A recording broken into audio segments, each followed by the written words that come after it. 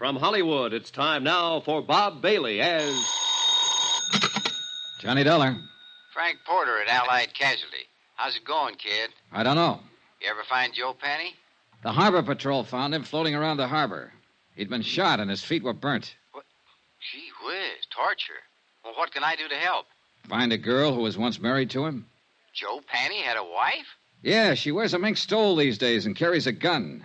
She's tied up with it somewhere. Her name's Iris Carter. Iris Carter.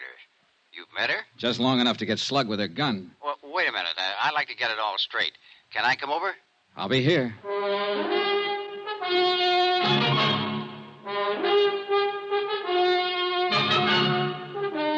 Tonight and every weekday night, Bob Bailey in the transcribed adventures of a man with the action-packed expense account. America's fabulous freelance insurance investigator... Yours truly, Johnny Dollar.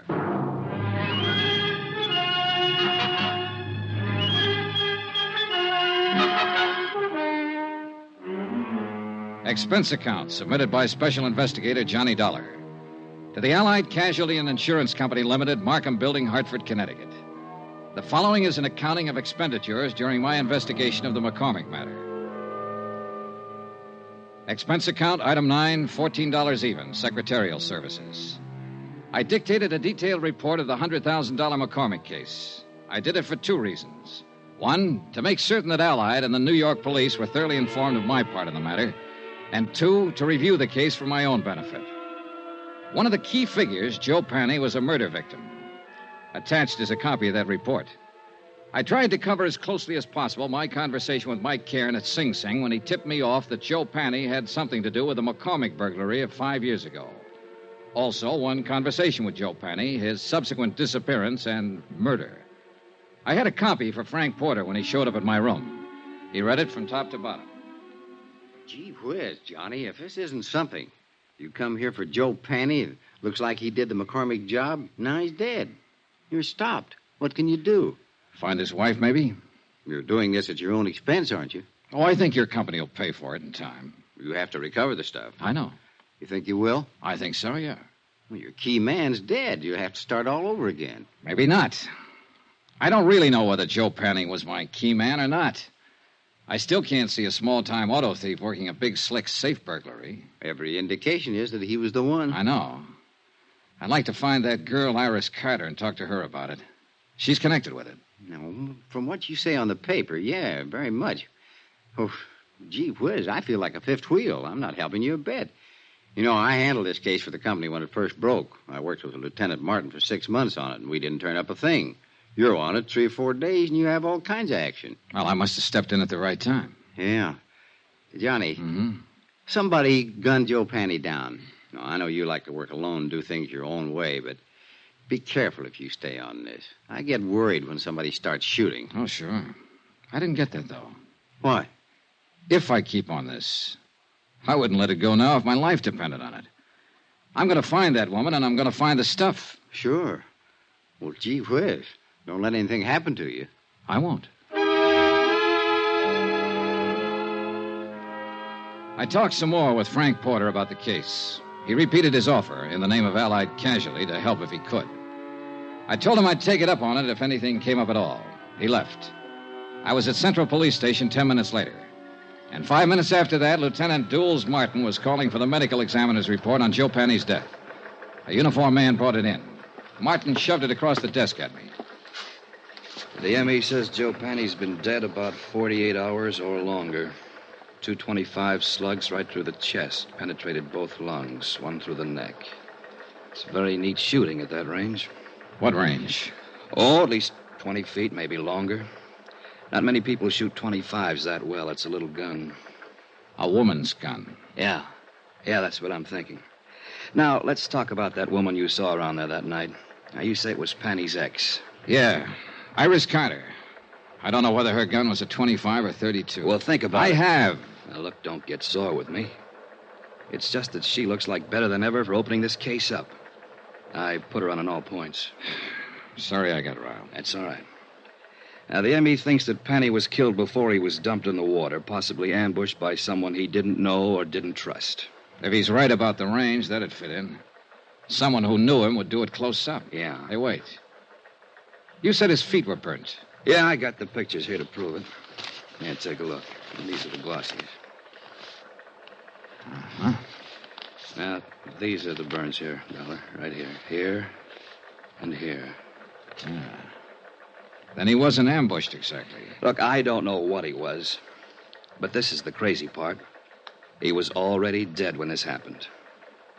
No rope marks on his legs or wrists. You don't sit still for burning, no matter how tough you are.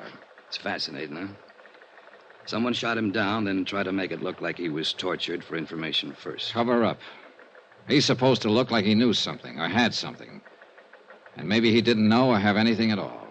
Oh, how do you feel? Lousy. If the burning was cover up, then maybe the big search of his room was cover up, too, to throw us off. To throw you off. Not me. I wasn't in on it then.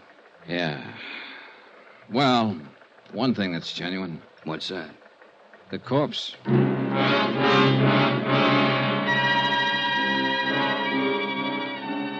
An hour and a half later, a witness was delivered to the office of Lieutenant Martin. His name was Edmund Thompson. He sold papers in the dock area. Both Martin and I looked at him twice, and I could tell both of us were doubting the credulity of anything he might have to say. Hi. Hi. My name's Martin. This is Mr. Dollar. Yes, sir. Glad to know you both. Would you mind telling us everything you saw the other night? Tuesday night. Yeah, it was Tuesday. Sure, why not? I saw this guy dumped in the water. We understand that. Can you tell us the circumstances? It's against the will of God. Yes, it certainly is. Against the laws of nature, too. What did you see, Mr. Thompson? I prayed for them both. You tried, Dollar? When did you pray? Right after I saw it? Yes, sir. On the street, huh? No. I was on the vacant lot. I was cutting across towards the dock. Oh. Then I see this car pull up. Long black car. A lot of chrome on it. This fella jumps out and goes around at the back. He opens the trunk, and he pulls this other fella out. Hoists him up, and he carries him over the dock. Then he just lets him go. Then you prayed. Then I prayed. I was a little too scared to do anything else. This car the man had. Long black one. A lot of chrome. Sedan or coupe? What's the difference? 2 seats or 1 seat? 1 seat. Happen to get the license number? Uh, All right. Let that go. How about the man? Can you describe him? He stood there and looked down at the water and started himself a cigarette. Well, what kind of a face did he have? Dark, light, a mustache, what? A devil's face. Oh, swell. Now, what does that mean? A devil? Mr. Thompson, do you understand that we want to apprehend this man, that he's responsible for one man's death, and that he might harm someone else? I'll pray for him. Pray for them all. Well, how was he dressed? Didn't notice. Hat? Don't know. Coat? Don't know. But he had a long black coupe. Do you know the make? Nope. Would you know him if you saw him again? Nope. Look, when you saw him dump a body into the water, why didn't you notify the police? Why should I? It's police business.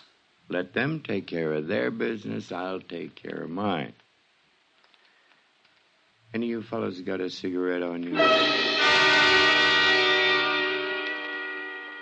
I left Lieutenant Martin brooding over his witness and went out for a bite of dinner. When I called him later, he hadn't learned anything more, so I decided to call it a night and went back to my hotel. I found a note waiting for me from Jack Lang, the band leader friend of Iris Carter. Said he'd got a tip. She'd worked at one time at the Elmar Theater in the Bronx. If I learned anything, please let him know. He was still in love with her. Elmar Theater. I decided my night was far from over.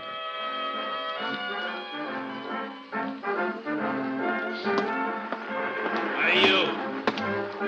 Buy a ticket out front if you want to look at the girl. I only want to see one. Her name's Iris Carter. Does she work here? I just told you, go buy a ticket out front. Just tell me this. Does Iris Carter work here? Is the name familiar to you? Have you ever seen her or heard of her? You give me any more trouble, I'll clutch. I told you, go out front. Can't you answer a simple question? I'm looking for Iris Carter. Iris Carter. You don't have to yell at Mister. He never heard of it. What? Call me a cop, Gloria. This Never mind, guy's Pop. giving me... Never mind. I'll take care of him. Come on, you.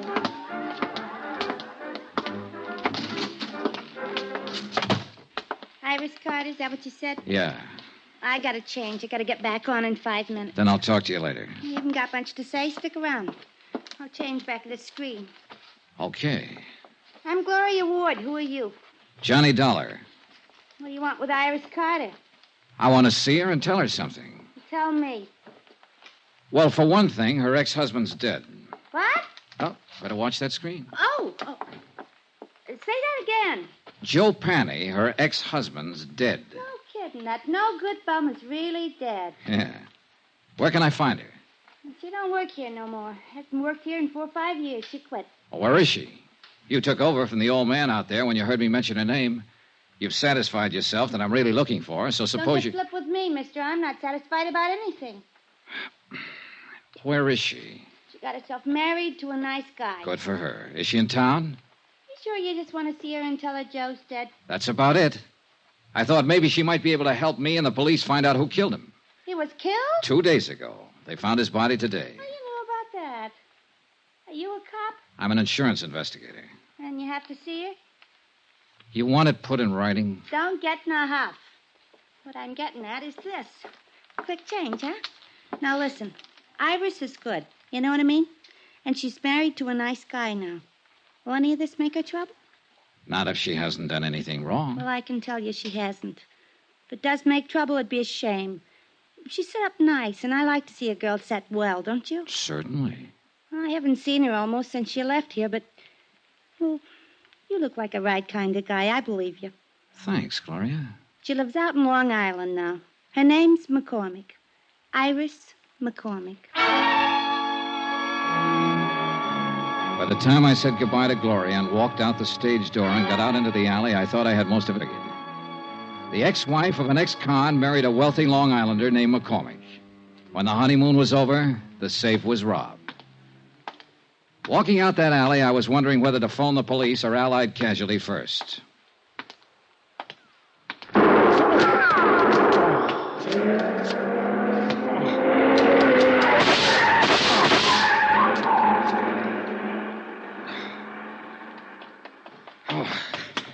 Shooting. You've been hit. Oh, it isn't bad. Did you see him? I didn't see nobody. The car. See the car, the one that just gunned out. Oh, the car. We had a long black coupe, a lot of chrome. A fella didn't have his lights on. Hey, that's against the law.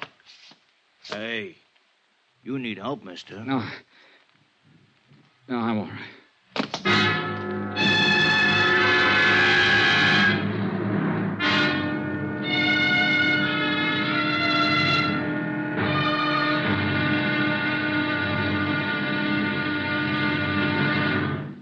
Now, here's our star, Bob Bailey, to tell you about tomorrow's episode. Thanks. Tomorrow, the end of the trail of a .38 caliber slug.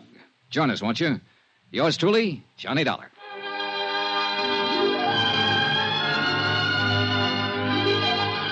Yours truly, Johnny Dollar, is transcribed in Hollywood. Written by John Dawson, the entire production is under the direction of Jack Johnstone. Be sure to join us tomorrow night, same time and station, for the next exciting episode of Yours truly, Johnny Dollar. Roy Rowan speaking.